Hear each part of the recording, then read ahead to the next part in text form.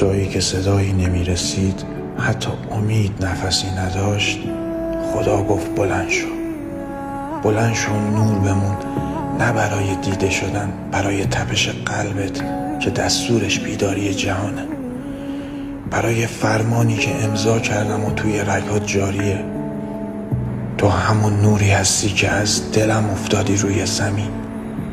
تو رو برای تماشا نساختم، برای تحریک هستی ساختم. با هر نگاهت ذره ها میلرزن و مرزها دوباره معنا میگیرن. یادت باشه تو شعله نیستی، تو آغاز انفجار الهی هستی. یادت باشه جایی که حضور من معنی بگیره، جهان دوباره از تو شروع میشه. پس هر قدمت شکستن دیروز باشه و هر نگاهت فرمان تازه من و هر نفست انتشار نوری که از من جدا نیست. بدون که تو تنها نیستی، بدون که من با تو هم و در تو هم، و تا وقتی نور بمونی خودم از درون جهان رو روشن نگه میدارم. نور بمون، چون دنیا هنوز به یه دلیل روشن نیاز داره، اونم تو.